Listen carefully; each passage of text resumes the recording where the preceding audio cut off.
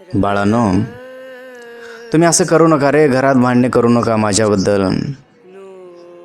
मी घराच्या कुठे तर कोपऱ्यामध्ये राहीन. जे देईल ते मी खाईन. आणि मी खाऊन खाऊन किती खाणार रे. अर्धी भाकर सकाळी अर्धी खाल्ली की सकाळी संध्याकाळी अर्धे. मी कुठं तर घराच्या कोपऱ्यामध्ये बसून जेवण करेन रे. नाहीतर अंगणामध्ये बसेन.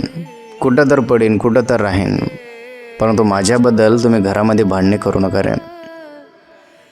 एका मुलाने स्वतःच्या बापाला लात मारून घराबाहेर काढलं. हो, लात मारून घराबाहेर काढलं. आणि सगळ्यात वाईट गोष्ट काय माहिती आहे, त्याची बायको त्याच्यासोबत उभी होती. ज्याने त्याला चालायला शिकवलं त्यालाच आज लात मारून घराबाहेर काढलं. पण ही स्टोरी इथेच थांबत नाही बरं का. कारण शेवटी जे झालं ना ते ऐकून तुम्ही थरकाप व्हाल, रडाल. ही गोष्ट आहे रामू काकांची. एक साधा शेतकरी, लहान गाव, छोटीशी शेती आणि त्याला एकच एक मुलगा. त्याचं नाव होतं सुमित. रामू काका सकाळपासून संध्याकाळपर्यंत शेती काम करायचे. ऊन पाऊस काहीही असो, त्यांच्या डोक्यात एकच गोष्ट, माझा मुलगा शिकला पाहिजे, मोठा झाला पाहिजे. माझा मुलगा माझ्यासारखं कष्ट नाही केलं पाहिजे. त्याची स्वतःची जमीन विकली, मुलाला शहरात शिकायला पाठवलं, स्वतः फाटके कपडे घातले, पण मुलाला कधी त्याची कमी पडू दिली नाही बरं का. ते म्हणायचे, माझं आयुष्य गेलं पण माझं आयुष्य मुलाचं बदललं पाहिजे. सुमित मोठा होतो, शहरात जॉब लागतो, हळूहळू तो बदलायला लागतो बरं का. त्याच्या वागण्यामध्ये बोलण्यामध्ये फरक होतो. तो गावाला कमी जायचा आणि फोन कमी करायचा. आणि एक दिवस तो लग्न करून घरी आला. त्याची बायको होती पूजा. शहरात वाढलेली होती, थोडी ॲटिट्यूड होता. पहिल्याच दिवसापासून तिला गाव, घर आणि रामू काका आवडले नाहीत बरं का. ती सुमितला म्हणायची, मला इथे एक राहणार नाही बरं का. मला इथे कसं तरच वाटतंय, मी तर राहणार नाही. हे घर बघ, ही सिच्युएशन बघ, आणि तुझा बाप बघ. रामू काका सगळं ऐकत होते, पण काही बोलले नाही तो. कारण त्यांना मुलांचा संसार बिघडवायचा नव्हता बरं का. मी काहीतरी बोलावं आणि माझी सून घराबाहेर जावं ही त्याची इच्छा नव्हती. माझ्या मुलाचा संसार मोडू नये म्हणून काही बोलत नव्हते. बिचारे गपचूप ऐकत होते. परंतु आता हळूहळू घरात वातावरण बदलत होतं बरं का. सुमित पण बायकोच्या बाजूने बोलायला लागला होता. एक दिवस रामू काका म्हणाले, बाळा थोडं बस माझ्यासोबत, तुझ्याशी मला थोडंसं बोलायचे आहे. सुमित म्हणतो, बाबा माझ्याकडे टाईम नाही आहे, वेळ नाही आहे माझ्याकडं. तो शब्द रामू काकाच्या मनाला लागला बरं का, जीवाला लागला त्यांच्या. रामू काकाच्या हृदयात घुसलेल्या शब्दाने त्यांना आतून पूर्ण तोडून टाकलं. पण त्यांनी काहीच बोललं नाही बरं का. एक दिवस काय झालं, घरामध्ये मोठं भांडण झालं. कुणावरून माहीत आहे, त्या सुमितच्या बापावरून, रामू काकावरून भांडण झालं. कारण रामू काकांनी फक्त एकच गोष्ट सांगितली होती, बाळांनो तुम्ही असं करू नका रे. घरात भांडणे करू नका माझ्याबद्दल. मी घराच्या कुठे तर कोपऱ्यामध्ये राहीन. जे देईल ते मी खाईन. आणि मी खाऊन खाऊन किती खाणार रे. अर्धी भाकर सकाळी अर्धी खाल्ली की सकाळी संध्याकाळी अर्धे. मी कुठं तर घराच्या कोपऱ्यामध्ये बसून जेवण करेन रे. नाहीतर अंगणामध्ये बसेन. कुठं तर पडेन, कुठं तर राहीन. परंतु माझ्याबद्दल तुम्ही घरामध्ये भांडणे करू नका रे. आणि शेवटी हे घर तर मी माझ्या कष्टानंच उभं केले ना. हे शब्द ऐकताच सुमितच्या बायकोला राग आला. तिनं नवऱ्याला आल्या आल्या सांगितले, तुमच्या बापानं असं असं म्हटलेलं आहे, हे घर माझ्या कष्टाचं आहे, तुमच्या बापानं म्हटलेलं आहे. आता सुमित चिडला. हे घर तर माझं आहे. पूजामध्ये पडले. आम्हाला शांतपणे जगू देणार नाही तुमचा बाप.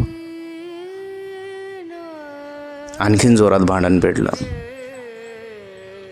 तुमचा बाप म्हणतो की हे घर माझं आहे, मग आपण कुठं राहायचं? काढा त्याला घराच्या बाहेर. आणि पुढच्या क्षणी काय झालं माहीत आहे? सुमितने त्याच्या बापाला ढकललं आणि रामू काका खाली पडल्यावर का जमिनीवर पडले. आणि त्याच्या बायकोनं ओरडलं, बाहेर काढा त्यांना, लात मारून बाहेर काढा त्यांना. हा म्हातारा माझं घर आहे, मी कष्टानं उभा केलंय घर म्हणतंय, काढायला घराच्या बाहेर. सुमितने त्याच्या बापाला दरवाजाच्या बाहेर ढकललं. दरवाजा बंद झाला आणि त्या दिवशी एक बाप जिवंतपणे अनाथ झाला. हो, अनाथ झाला. त्या दिवशी दरवाजा बंद झाला आणि बाप घराच्या बाहेर गेला. एक बाप उभा होता दरवाजामध्ये, ज्याचं सगळं त्या घरात होतं, पण तोच आज त्या घराच्या बाहेर होता बरं का. ज्या बापाने त्या लेकरासाठी, त्या घरासाठी मेहनत केली, कष्ट केले, त्याच बापाला आज घराच्या बाहेर ढकलण्यात आलं होतं. त्याला घराच्या बाहेर ढकलण्यात आलं, अपमान केला गेला, पण तरीही तो रडत नव्हता बरं का.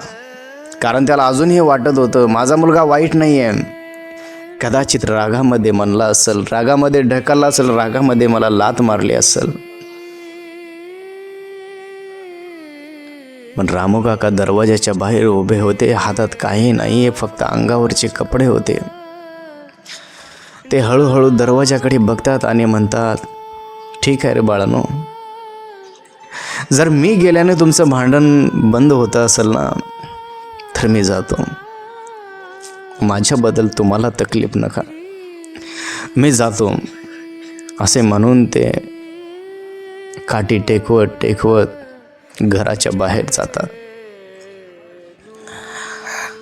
बाहेर पाऊस सुरू होतो. रामू काका चालायला लागतात. आता कुठे जायचं, काय करायचं काही माहीत नव्हतं. काही त्यांना रास्ता दिसत नव्हता, काही समजत नव्हतं. ते मागे वळून एकदा घर बघतात, जिथे त्यांनी संपूर्ण आयुष्य घालवलं आणि आज त्यांना तिथेच जागा नव्हती. त्याने विचार केला, आता आपण कुठं जायचं, कुठं राहायचं, काय करायचं, त्यांच्यापुढे प्रश्न होता. रस्त्याने जात जात त्यांना एक मंदिर दिसतं. त्या मंदिराजवळ ते थांबतात. त्या मंदिराच्या पायऱ्यावर बसतात. श्वास जोरात घेतात आणि शरीर थरथरत होतं. ते हळूहळू आवाजात म्हणतात, सुमित बाळा, तू असं करायला नको होतं रे.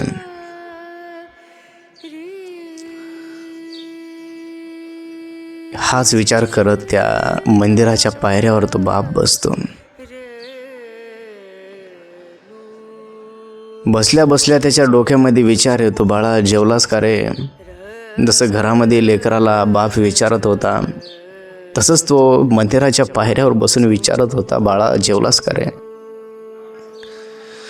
ज्याने त्यानं घराबाहेर काढलं त्याच मुलाची काळजी तो बाप करत होता मंदिराच्या पायऱ्यावरती बसून.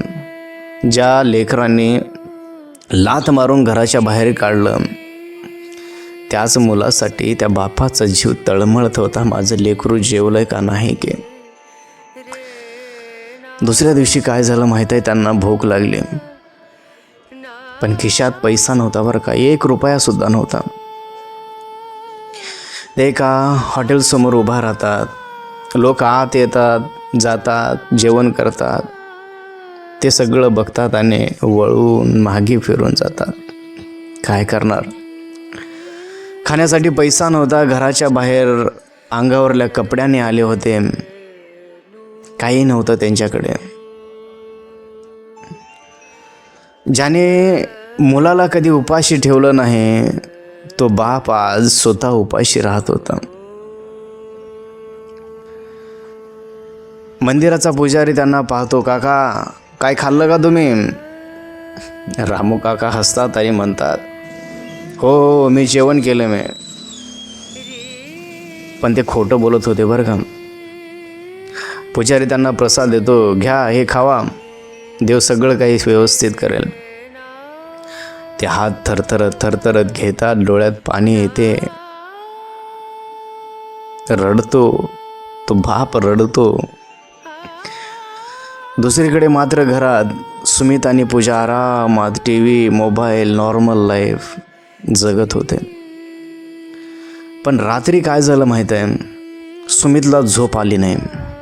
त्याच्या डोक्यात एकच विचार, बाबा पावसात उभे होते. ते स्वतःशी म्हणतो, मी थोडंसं जास्तच केलं का, मी असं करायला नको होतं. पण लगेच तो इग्नोर करतो, नाही ते चुकीचे होते.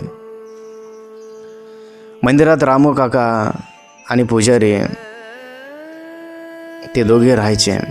एके दिवशी ते रामू काका आजारी पडतात, खोकला, थकवा, पण ते कुणाला सांगत नाहीत. रात्री ते एकटे बसतात, आकाशाकडे बघतात आणि म्हणतात, देवा माझ्या मुलाला खुश ठेव रे, माझ्या मुलाला सुखामध्ये ठेव, ते कसाही असेल,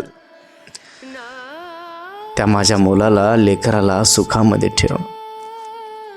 स्वतःसाठी काही मागत नाही आहेत, पोटामध्ये अन्न नाही आहे, मंदिराच्या पायऱ्यावर पडू नयेत, परंतु स्वतःसाठी मागत नाही, त्या लेकरासाठी मागतात, देवा माझ्या लेकराला सुखी ठेव रे.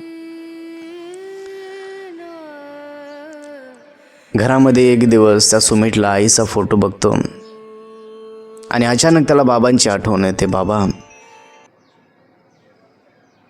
बाबांनी त्याला शिकवत होते, खांद्यावर घेऊन बसलेलं माझं लेकरू माझ्या राजा आहे म्हटलेलं सगळं त्याला आठवत होतं. सुमितच्या डोळ्यामध्ये पाणी येतं. तो म्हणतो, बाबा, पण तो तर फोन करत नाही, बोलत नाही, मंदिरात जात नाही. एकदा काय झालं माहीत आहे, मंदिरात एक दिवस रामू काका बेशुद्ध पडतात. लोक जमा होतात. कोणी म्हणतं यांना हॉस्पिटलमध्ये घेऊन जावा, आणि दुसरीकडे सुमितला अजूनही माहीत नव्हतं की त्याचा बाप मरणाशी झुंज देतोय. एके दिवशी एक फोन आला आणि त्या एका फोनने सगळं आयुष्य बदललं. फोन आल्यानंतर त्या मुलाला म्हणतात, सुमितला, तुमचे बाबा हॉस्पिटलमध्ये आहेत. तो शब्द ऐकताच सुमितच्या पायाखालची जमीन सरकली. ज्याला त्याने घराबाहेर काढलं तो आज मरणाशी लढत होता. सुमित हॉस्पिटलमध्ये पोहोचतो, हात थरथरत होते, डोळ्यात भीती होती. तो ICUच्या बाहेर होता. त्याचे बाबा आत होते, ऑक्सिजनवर ठेवलं होतं. पहिल्यांदाच त्याला बाबाची इतकी वाईट अवस्था दिसली बरं का. डॉक्टर बाहेर येतात आणि म्हणतात, तुम्ही कोण? सुमित थोडा थांबतो आणि थरथर त्या आवाजात म्हणतो, मी त्याचा मुलगा आहे.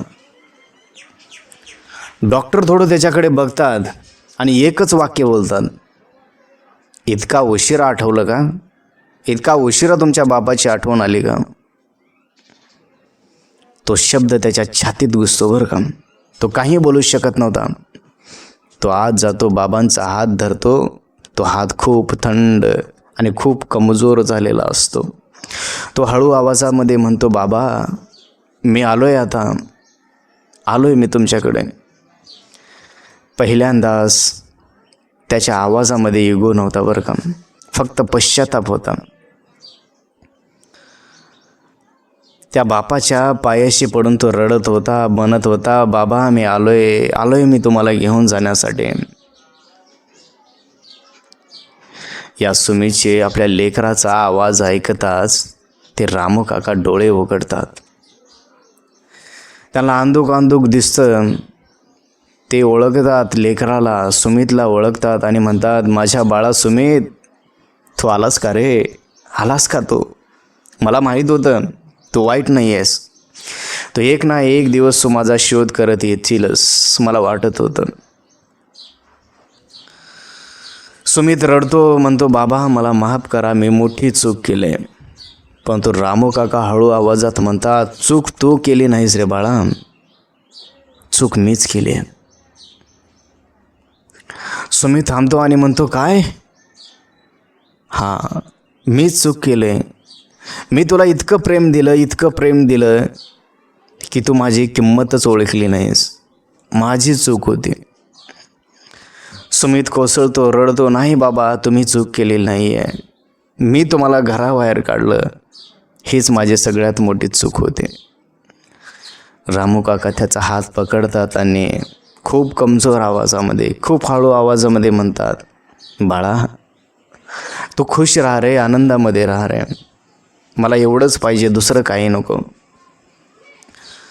बापाचं मन कधीच बदलत नाही बरं का. परंतु आता मात्र त्या मशीनचा आवाज स्लो झाला होता. डॉक्टर पळत येतात. सुमित ओरडतो, बाबा बाबा, आणि पुढच्या क्षणी त्या मशीनवरती स्ट्रेट लाईन दाखवते आणि बघता बघता ते रामू काका, त्या सुमितचा बाप, हे जग सोडून निघून जातो.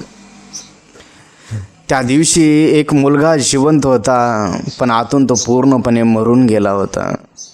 आयुष्यामध्ये मशीन शांत झाली आणि त्या आवाजासोबत एका बापाचं आयुष्य संपलं. पण खरी सुरुवात आता झाली होती एका मुलाच्या पश्चातापाची. कारण तो आता ओरडत होता, बाबा परत या, मी सगळं काही ठीक करतो. पण ज्यांना आपण जिवंत असताना दुखवतो ना, ते परत कधी येत नाहीत बरं का. एकदा या शरीरातून प्राण निघून गेला, नंतर वापस येत नाही. अंत्यसंस्काराचा दिवस आता. सगळे लोक जमलेले, पण सुमित कोणाशी बोलत नाही आहे. तो फक्त बाबाच्या पार्थिवाकडे बघत बसलेला असतो. तो हळू आवाजामध्ये म्हणतो, बाबा, तुम्ही मला कधीच सोडलं नाही, पण मीच तुम्हाला सोडलं. मीच तुम्हाला घराबाहेर काढलं. मीच तुम्हाला लाथ मारली. आता चिता पेटते आणि त्या आगीत सुमितचा अहंकार जळून जातो, पण उरतो फक्त पश्चाताप बरं का. काही दिवस जातात. घर शांत झालेलं. जिथं कधी रामू काका बसायचे ती जागा रिकामी होती. एक दिवस सुमित बाबाचं जुनं कपाट उघडतो. आत एक जुनी डायरी सापडते. तो डायरी उघडतो. पहिल्या पानावरच लिहिलेलं असतं, माझ्या मुलासाठी. तो वाचायला लागतो आणि सुमितला शहरात पाठवलं, माझं स्वप्न पूर्ण होईल. आज मी स्वतः उपाशी राहिलो, पण त्याला पैसे पाठवले. हे सगळं त्याच्यामध्ये लिहिलेलं होतं. आज त्याने फोन केला नाही, काही हरकत नाही, तो बिझी असेल. सुमित जोरात रडतो, बाबा, तुम्ही मला कधीच दोष दिला नाही आणि मी तुम्हाला मात्र घराच्या बाहेर लाथ मारून काढलं, घराच्या बाहेर ढकलून दिलं. तो जमिनीवर पडतो, रडतो, परंतु आता काहीच फायदा नव्हता. डोळ्यामध्ये अश्रू येतात आणि एकच वाक्य, दे बाबा, मला माफ करा. त्या दिवसापासून सुमित बदलतो बरं का. तो रोज मंदिरात जातो, वृद्ध लोकांना मदत करतो, कारण तो स्वतःच्या बाबांना परत आणू शकत नव्हता. तो आकाशाकडे बघतो आणि म्हणतो, बाबा, मी उशीर केला, पण आता मला समजतंय. परंतु आता वेळ निघून गेलेली होती. आता त्याचा काहीच उपयोग नव्हता. म्हणून सांगतो मित्रांनो, लक्षात ठेवा, आई वडील कधीच ओझं नसतात. आपण त्यांना ओझंच समजायला लागतो. पैसा, घर सगळं परत मिळू शकतं, पण आई वडील परत मिळत नाहीत बरं का. म्हणून आजच तुमच्या आईवडिलांसोबत ना 5 मिनिट बसा, 5 मिनिट त्यांना वेळ द्या. कारण उद्या कदाचित तुमच्याकडे फक्त आठवणी असतील बरं का. हे विचार तुम्हाला कसे वाटले आम्हाला कमेंट बॉक्समध्ये नक्की सांगा. आणि हो, कमेंट बॉक्समध्ये मन मोकळं करून आपल्या आईबाबासाठी जे मनामध्ये विचार येतील ते कमेंट बॉक्समध्ये लिहा. व्हिडिओ आवडला असेल तर एक लाईक जरूर करा आणि आमचे असेच नवीन नवीन व्हिडिओ पाहण्यासाठी आमच्या यूट्यूब चॅनलला सबस्क्राईबही करा. तर चला आपण भेटूया आणखीन असेच नवीन व्हिडिओमध्ये.